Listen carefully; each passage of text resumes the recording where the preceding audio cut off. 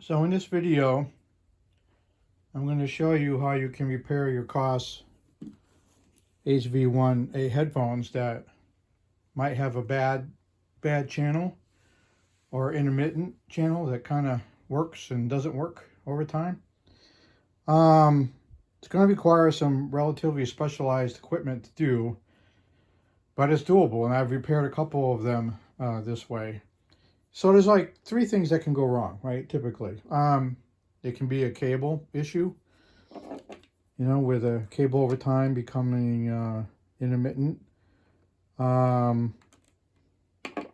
It can be a wire connection issue inside the speakers, or it could be a blown voice coil, right? So if it's a blown voice coil, there's not much you can do. It's bad. The only way to fix it is to find a good working one and replace it.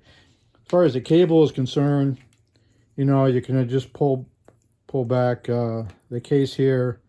And it's a relatively easy thing to do is to, with an ohm meter, just measure the connection between here and inside these, right? So these are relatively easy to take apart.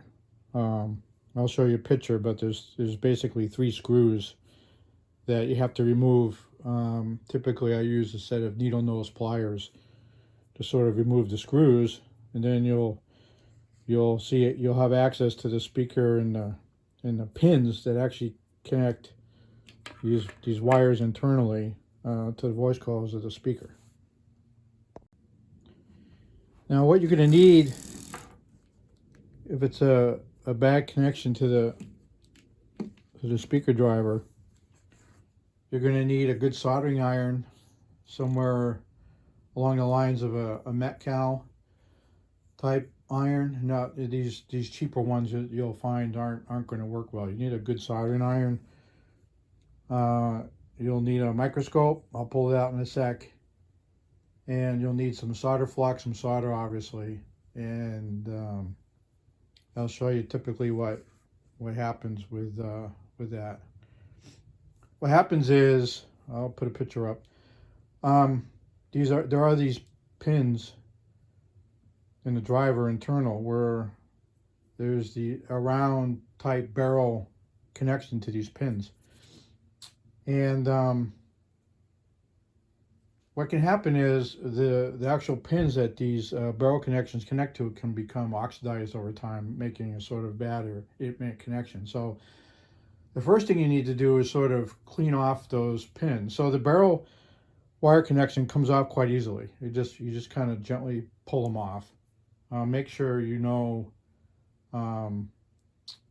which one goes to which. You mark, there's a plus and there's going to be a minus, negative side. So make sure you remember which one goes to which. You can clean off those pins. You can use an X-Acto knife to sort of scrape them off. You can get a little piece of sandpaper or whatnot and sort of clean off those pins and see if that helps your problem.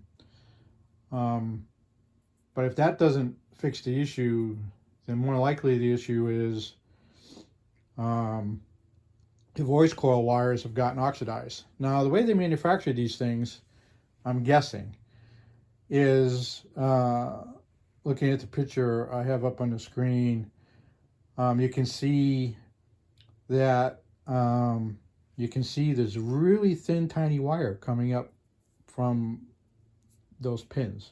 What I think they did is they would, before they pushed the pins in, they would put the driver in and route the voice coil wires through the holes that those pins go into, and then it would press fit those pins into the plastic of the housing. Therefore, we're making a connection between those wires, voice coil wires, and those pins. And from what I can tell, those voice coil wires were not soldered to those pins. That would have been a more reliable way of doing it, obviously, but for whatever reason, manufacturing-wise, they chose not to do that. So I think it's just a press fit where the voice coil wires are pinched with those pins inside the plastic housing. Now, what happens is over time, those voice coil wires can get oxidized and therefore make a non-connection or an intermittent connection. So the way to fix the problem is you need to very, very gently under a microscope. You can see the wire there in the picture. You sort of have to take some tweezers, bend the wire down, and using an X-Acto knife, very, very gently. These wires are so delicate, it's unbelievable. But you have to push the wire down and use the X-Acto knife to sort of scrape off oxidation or the covering at the end of the voice coil wire. And you can see it gets shiny when you do that. All right. Now, if you accidentally break it, the wire is probably half inch to an inch long you got sticking out of there. So you have a couple tries to get this right, but a couple times of cutting that wire off and you won't have enough wire left to do what you need to do. So after you scrape the wires and get them nice and shiny, and what you have to do is you have to solder them to the bottom of the pin. So the way I do that is once you clean the pins, you get some solder flux. And with an X-Acto knife, you put some flux in the bottom of that pin. Now here the issue is that plastic housing melts like instantly with that soldering iron heat. So you gotta be careful, otherwise your pin won't be snug in a hole where you melted enough where the pins now becomes loose, right? So that's a problem. So you really want to minimize the amount of heat that you apply to these pins. So you put the solder flux on the pin very, very gently, and then you take the soldering iron and you solder a little ball of solder on the bottom of that pin. And then what you need to do is you need to take the voice coil wire that you just scraped the oxidation off at the very end. And what you need to do is you need to put that wire near that ball, and you take the soldering iron and you solder it to that little ball at the bottom of the pin. Now it requires some dexterity and it requires some patience because it's not an easy thing to do.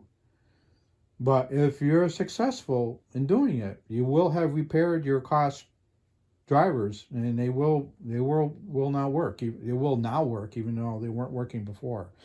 So I've done this to a couple different pairs, and they've worked fine for a long time. So once you can get that wire soldered onto those pins, it should be pretty reliable.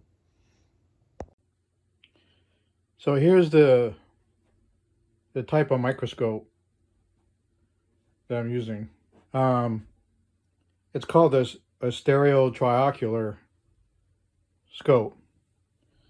And allows you to do, typically I use it for doing rework on printed circuit boards, but in this case worked pretty well for solving this Koss intermittent driver problem. Now, you can get these on Amazon, or what I did, the least expensive way I found to getting it, because these can be quite expensive, is I end up finding the head itself, just the head, right? It's a 7x to 45x zoom capability on eBay.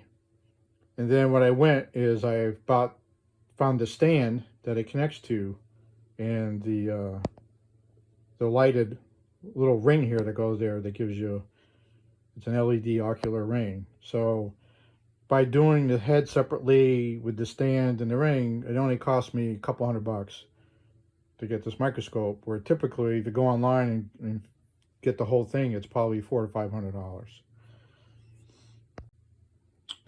So like I said, this isn't an easy procedure to do. Requires quite a bit of patience and some specific equipment. Of course, there's not a lot of other options, because if you can't repair the connection, you get a bad driver, and the only way to fix the problem is, find some older ones on eBay that you can have a working driver that you can replace. So you got nothing to lose, by giving it a shot. And like I said, I've been successful in a couple of these. So, if you've got a bad set and you really want to get them working, this may be an option for you.